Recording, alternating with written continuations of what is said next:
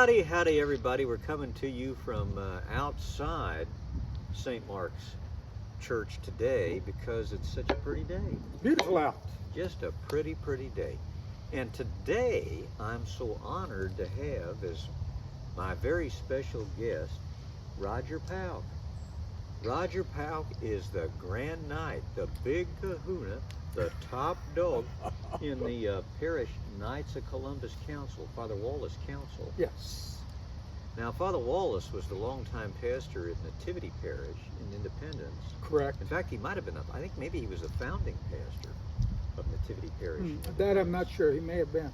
I barely remember him when I was a wee tyke. He still lived over there when Monsignor Henry Bauer was pastor, and they'd roll him out every once in a while, and he'd make it through Mass somehow. And then he would go back to the rectory. So I hardly remember Father Wallace. But I guess he must have been quite a guy for him to name the council after him. Yes, that's where the original charter is for our council, is at Nativity. And then through the course of history, things have moved around a little bit, and somewhat most of our operation moved over here to St. Mark. Because this is a much bigger parish than Nativity Right. is. Although Nativity has a school and is still a going concern. Anyway, I'm so glad to have you here for a couple different reasons. Well, thank you. The first one is,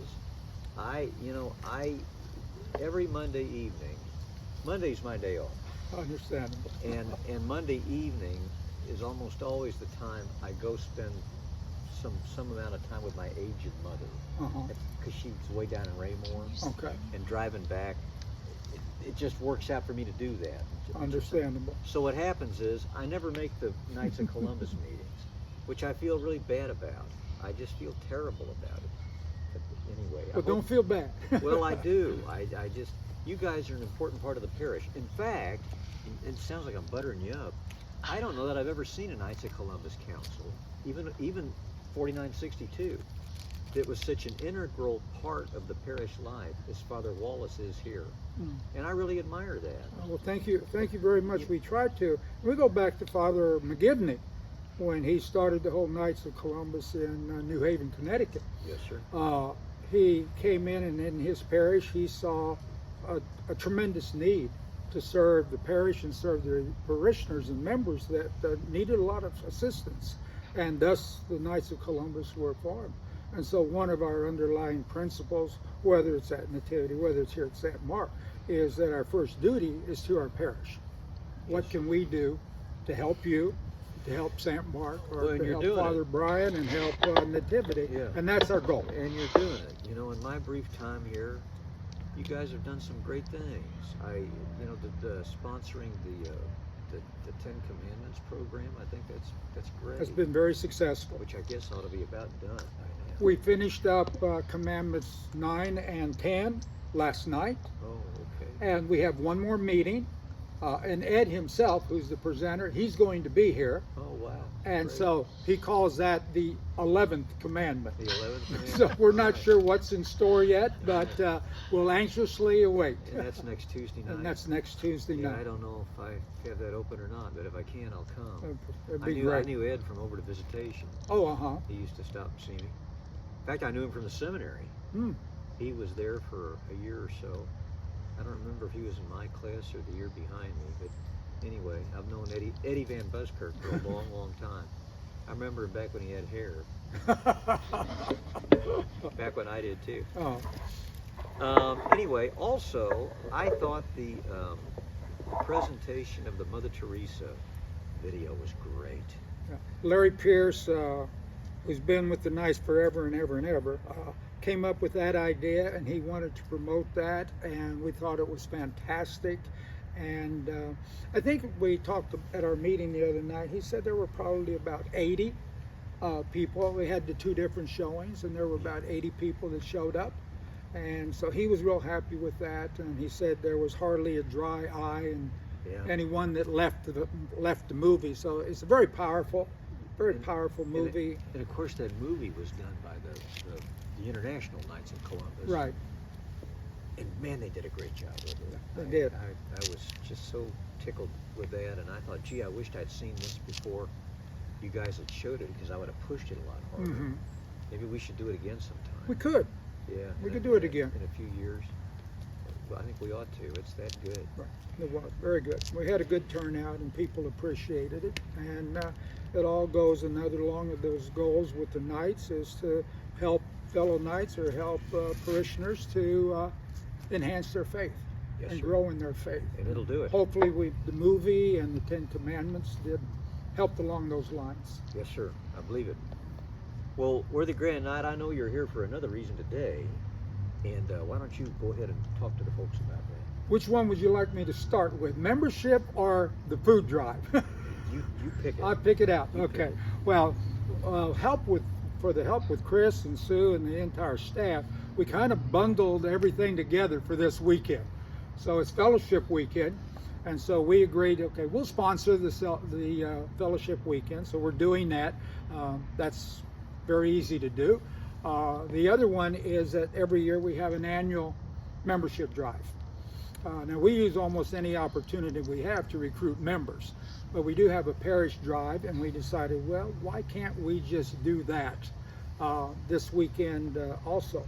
So we will have a membership table set up at each after all the masses in the parish center. We'll have flyers, we'll have our banners, we're going to give away rosaries and things of that nature. But more important, we'll have Knights that will be there to answer anybody's questions as to what is it involved.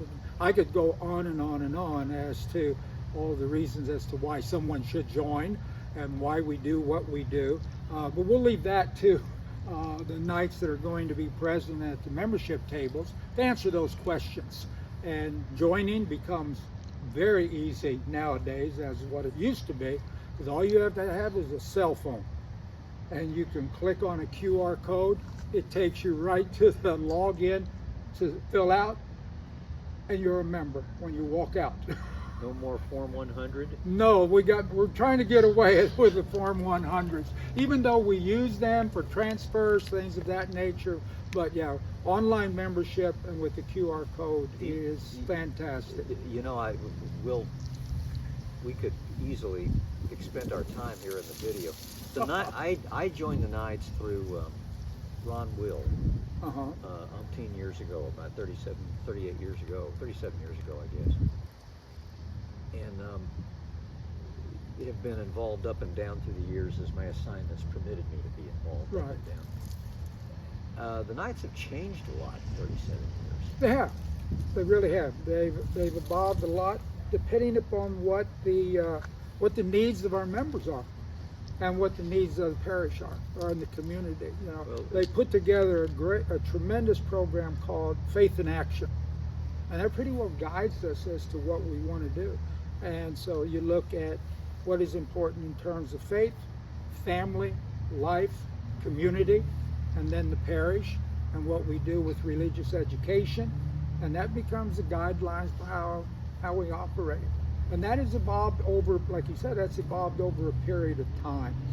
And it's great because doing that, and with our membership drive, all of that, we were able this last year to achieve the highest award that the Supreme Council gives out, and that is to be recognized as a Star Council. And so we are very happy about that one. So we got that award this year. Well, I hope our membership drive proves to be successful again this year. And I'd love to talk about some of the ways the Knights have changed, but I know we have a time limit on here, and so we really can't. Okay. The food drive, do you want to talk about that explicitly? The food drive is another annual thing that we do. We've kind of referred to it as our Thanksgiving food drive. We always do it the weekend prior to Thanksgiving.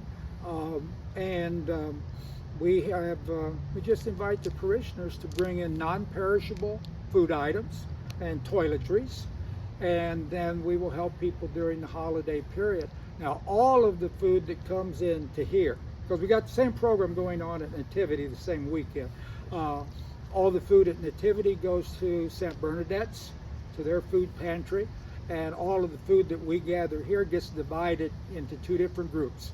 Half of it goes to the St. Mary's Outreach Food Pantry up on the square, and the other half goes to the American Legion, Post 21.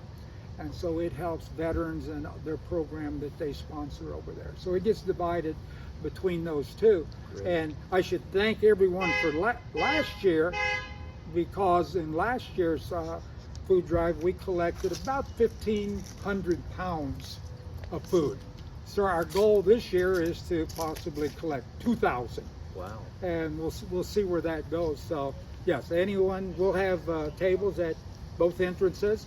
We'll have nights that will take your donations, and we'll even be able to go out to your car and get someone. We'll bring it up and have in their trunk, and we'll go get it. So it's been very successful in all of the years, and under our program, we kind of refer to it as Food for Families. Yes, sir. As part of the Faith in Action. Worthy Grand Night, I know we're getting low on our time here, so just while I'm looking at the producer, the lovely Chris, I want to say, Chris, can you please be sure in the announcements for me this weekend, or the canter, that they say something about the night's food drive and membership drive this week? Absolutely. And then, of course, I'll do my best to underscore that. Okay, that'd be great. All right. Well, thanks everyone for joining us out here on this beautiful day.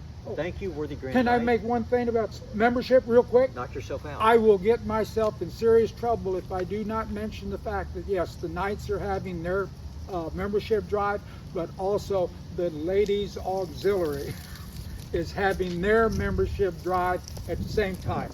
And so there will be lady representatives at our membership table, and they'll be able to answer questions in regard to. I had to throw that in there before I got myself in serious trouble. Well, you know, now that you mention that, do I have time to ask him one fast question or no? Absolutely. I do? Okay. Uh-oh. As I say, the Knights have changed a lot. My impression is you don't have to have a husband who's a Knight to be a member of the auxiliary. That is correct. You know, both of us now have the same principle, 18 years of age and a practicing Catholic. Where the ladies, like you said, used to, you had to be married to a Knight in order to be a part of the auxiliary. I don't know what year that actually changed, but yeah, that is no longer a requirement. So any lady in the parish can become a member of the Ladies Auxiliary. This is I don't know, I think it's a wonderful thing anyway. Oh, it's great. But I mean, the Knights have used to be very much a men's fraternal organization. And they have worked in recent years to become kind of a family organization. And I think that redounds to the benefit of places like St. Mark and to the benefit of the Knights of Columbus. Yeah, it does. Yeah. It has become very family oriented, and family, the key element in family, and that's helps us recruit people too, because of the emphasis that we have on family, especially with the younger ones. Yes. They want to say, I don't have time for all this, I'm raising my family. Well, we got a lot of stuff that involves family, and it becomes a drawing card for them. So it all works together. All right. Well, thank you so much, sir. Oh, well, thank you very much. I appreciate the time and the opportunity. Do we still do this, Worthy Grand Night? Oh, we do. Okay, all right, good. All right. Thanks everyone. And Roger, thank you. And lovely producers, thank you. And until next time, goodbye and God bless.